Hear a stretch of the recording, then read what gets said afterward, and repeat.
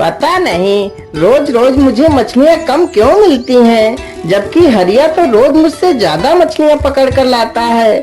नहीं नहीं, आज मैं भी ज्यादा मछलियाँ पकड़ कर लाऊंगा, चाहे मुझे कितने भी गहरे पानी में क्यों ना जाना पड़े।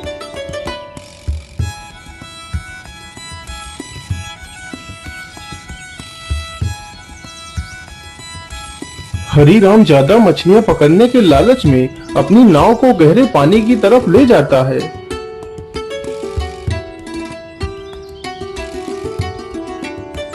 हाँ हाँ, अब मैं ज्यादा गहरे पानी में आ चुका हूँ। यहाँ पर ज्यादा मछलियाँ होनी चाहिए। चलो जल्दी से मछलियाँ पकड़ता हूँ।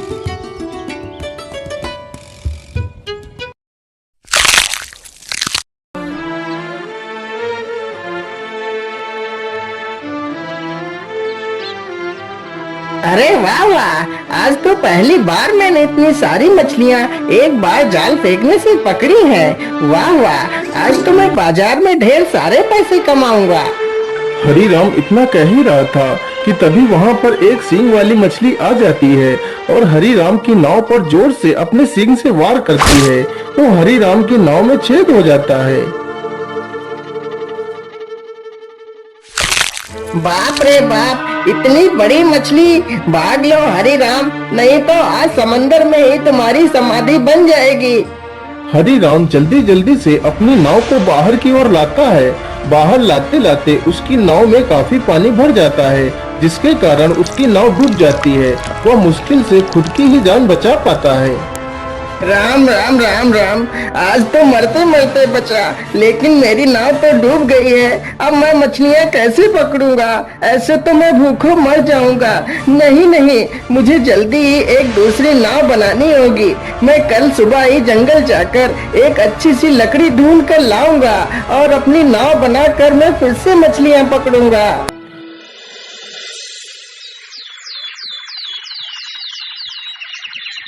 सुबह होते ही हरीराम कुल्हाड़ी लेकर जंगल की ओर निकल पड़ता है।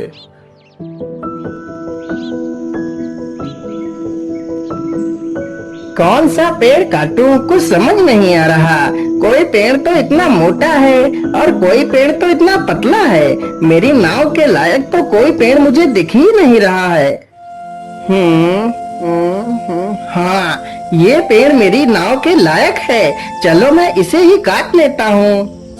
उसी पेड़ पर एक चिड़िया ने अंडे दिए होते हैं। हरीराम जैसे ही कुल्हाड़ी उठाकर पहला वार उस पेड़ पर करता है।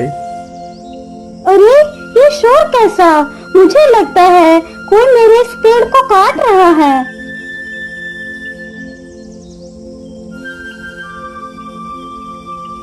अरे भैया, आप इस पेड़ को क्यों काट रहे हैं?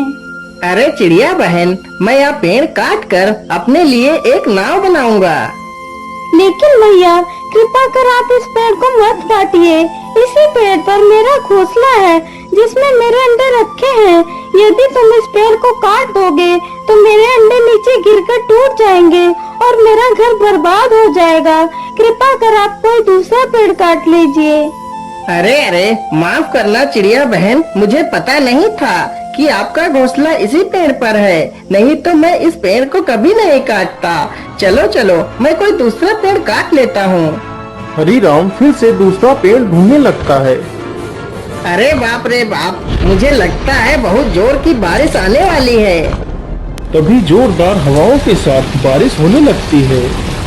अरे राम राम राम, या तो बहुत जोर की बारिश आ गई। अब कहाँ छिपूं मैं?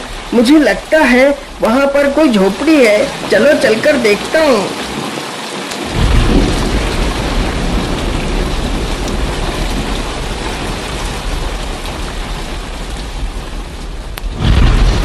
बाबा, मैं एक मछुआरा हूँ। आज मैं इस जंगल में एक लकड़ी काटने के लिए आया था, जिससे मैं अपने लिए एक नाव बना सकूं। लेकिन लकड़ी तो मुझे मिली नहीं। तभी जोर जोर से बारिश होने लगी। कृपा कर मुझे आज रात भर के लिए अपनी झोपड़ी में रुक जाने दीजिए। सुबह होते ही मैं यहाँ से चला जाऊंगा। ठीक है बेटा, तुम अंदर आ जाओ। जैसे ही हरीराम अंदर जाता है तो देखता है एक बूढ़ी महिला खाना बना रही है। हरीराम चुपचाप जाता है और कोने में पड़ी एक चटाई पर लेट जाता है। तभी वह बुढ़िया उस बूढ़े व्यक्ति से कुछ कहती है। ऐसा लग रहा था जैसे कि वह दोनों हरि राम से कुछ छुपा रहे हों। अरे अरे, यह दोनों आपस में क्या बात कर रहे हैं?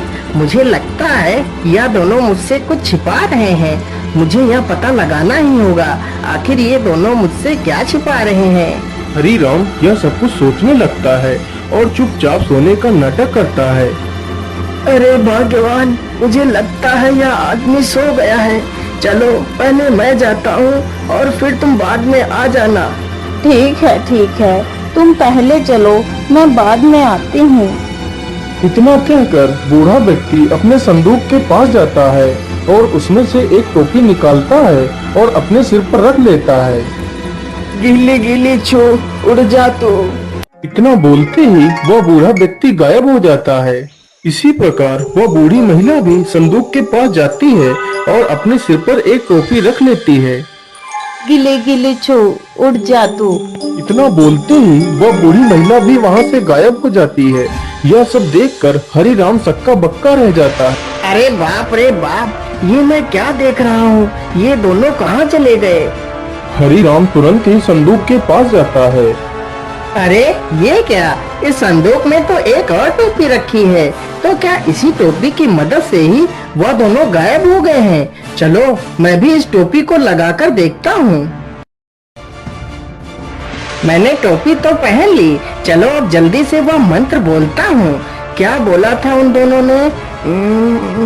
हाँ, गिली गिली छू उड़ जा तू। जैसे ही हरि राम यह मंत्र बोलता है वह तुरंत गायब हो जाता है और वह एक राजमहल में पहुंच जाता है। तो देखता है बूढ़ी महिला और वह बूढ़ा व्यक्ति उसी महल में बैठकर खाना खा रहे हैं। हरि राम को वहां पर देखकर दोनों हैरान रह जाते हैं। चलो चलो भाग्यवान, जल्दी से हम सारे बर्तन अपनी झोली में डालकर यहाँ से निकल लेते हैं। वह दोनों राजा के घर से सोने व चांदी के बर्तन की चोरी करके उन्हें गरीबों में बांट दिया करते थे। दोनों जल्दी से कुछ बर्तन अपनी झोली में रखते हैं और वहाँ से चले जाते हैं। अरे वाह, क्या बात है! चलो मैं भी जल्दी से कुछ बर्तन उठा लेता हूँ। लेकिन इतनी जल्दी भी क्या है? चलो थोड़ा सा स्वादिष्ट भोजन का आनंद लिया जाए, फिर आराम से चला जाएगा। इतना सोचकर हरि राम खाना खाने लगता है। अरे वाह, खाना तो बहुत स्वादिष्ट था। ऐसा स्वादिष्ट खाना तो मैंने अपने जीवन में पहली बार खाया है। लेकिन अब मुझे खाना खाने के बाद बड़ी नींद आ रही है। चलो थोड़ा सा सो लेता हूँ, फिर आराम से चला जाऊंगा। इतना कहकर वह वहीं पर लेट जाता है और सो जाता है। उसे सोते सोते सुबह हो जाती है। तभी वहाँ पर राजमहल का रसोइया आ जाता है। अरे चोर चोर, कोई पकड़ो इसे, आज यह चोर हमारे हाथ लग गया है। इतना सुनते ही सैनिक हरि राम को दबोच लेते हैं और राजा के दरबार में पेश करते हैं।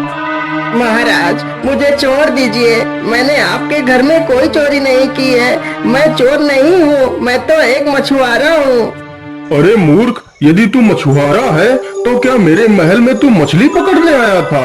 अरे मूर्ख चोर, मुझसे झूठ बोलता है, रोज रोज मेरे महल में चोरी करता है। सैनिकों, इस बेवकूफ को ले जाओ और बीच चौराहे पर खड़ा करके जिंदा जला दो, ताकि ऐसा कोई दोबारा करने की सोचे भी नहीं। राजा का आदेश होते ही सैनिक हरि राम को बीच चौराहे पर ले जाकर एक मजबूत लक्कड़ से बांध देते हैं। अरे राम राम राम, ये कहाँ आकर फंस गया? आज तो मेरी मौत निश्चित है। क्या करूं, कैसे बचूं इन सैनिकों से? कुछ ना कुछ तो मुझे उपाय सोचना ही पड़ेगा। हाँ महाराज, आप मुझे मारने के लिए तो तैयार ही हैं और कुछ ही देर में मुझे मार भी डालेंगे। इसीलिए महाराज, मेरी आखिरी इच्छा पूरी कर दीजिए। हाँ हाँ, क्यों नहीं, बोल तेरी आखिरी इच्छा क्या है?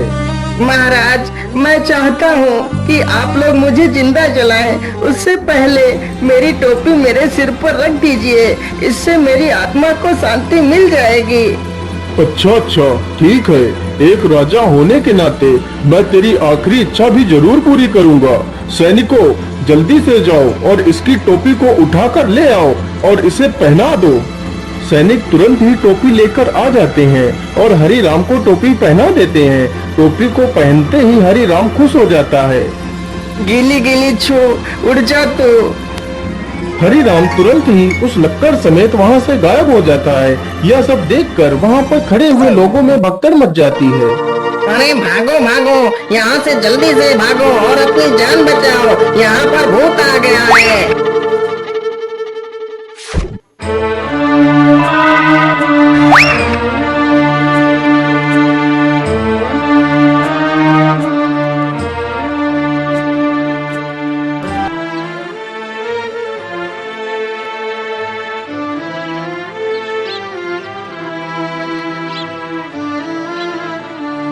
अरे ये मैं कहाँ आ गया हूँ?